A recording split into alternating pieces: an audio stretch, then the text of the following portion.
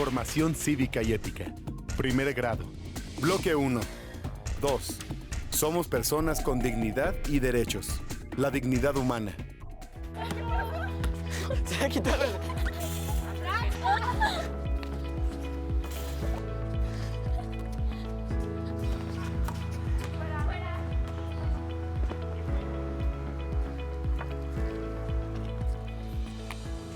Esto es muy indignante. Sí. ¿Cómo pueden los de tercero estar humillando y maltratando a nuestro compañero por usar guaraches? Vamos a hablar con él. Vamos. La dignidad humana es el valor inalterable que tiene cada persona por el hecho de contar con capacidad para razonar y decidir. Todos los seres humanos somos portadores de una dignidad común, por encima de todas las diferencias que nos individualizan y nos distinguen a unos de los otros. Todo ser humano posee dignidad sin importar la condición en la que se encuentre. La Convención Americana sobre Derechos Humanos de 1969 protege la dignidad inherente al ser humano y, particularmente en materia de privación de libertad y de protección de la integridad personal. En 2009, la Carta Europea de Derechos Fundamentales dedicó su título primero a la dignidad, y a la cual vincula 4 derechos. 1. El derecho a la vida. 2. El derecho a la integridad de la persona. 3. La prohibición de la tortura y las penas, o tratos inhumanos o degradantes. 4. La prohibición de la esclavitud y del trabajo forzado. Es en el siglo XX, después del Holocausto de la Segunda Guerra Mundial, donde la dignidad humana apareció como el fundamento de los derechos humanos en la Carta de las Naciones Unidas de 1945, la Declaración Universal de 1948 y los Pactos de 1966. En el artículo 2 de la Declaración Universal de los Derechos Humanos se expresa que toda persona tiene los derechos y libertades proclamados en esta declaración sin distinción alguna de raza, color, sexo, idioma, religión, opinión política o de cualquier otra índole, origen nacional o social, posición económica, nacimiento o cualquier otra condición. Además, no se hará distinción alguna fundada en la condición política, jurídica o internacional.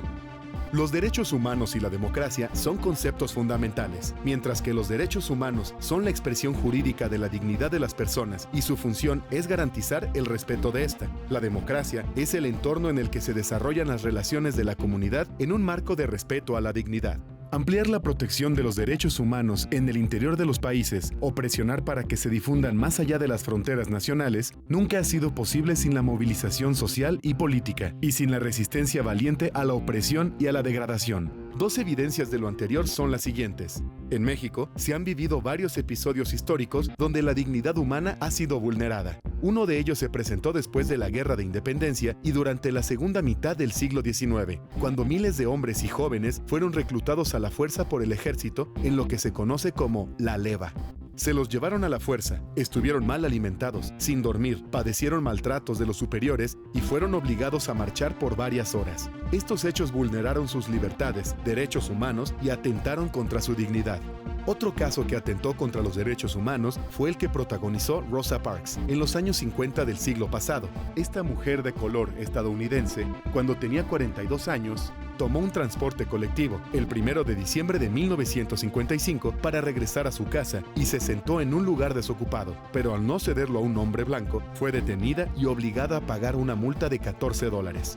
Por su lucha sin violencia, Rosa Parks es recordada como una activista por la igualdad de los derechos civiles en Norteamérica. Actualmente, tanto el reclutamiento forzado de la leva en México como la segregación racial en Estados Unidos ya no existen. Hoy en día, el Estado constitucional debe garantizar a todos los ciudadanos por igual el mismo estatus. Todos los ciudadanos deben tener respeto propio y ser reconocidos por todos los demás ciudadanos como sujetos con derechos iguales y exigibles. En México, la democracia que vivimos nos permite asegurar que se respeten nuestros derechos humanos y nuestra dignidad, sin distinción ni señalamientos. Al respetar la dignidad humana, garantizamos el cumplimiento de nuestros derechos humanos. Qué bueno que fuimos a hablar con Juan para hacerlo reflexionar y luchar junto con él, para que nadie atente contra los derechos ni la dignidad de los demás.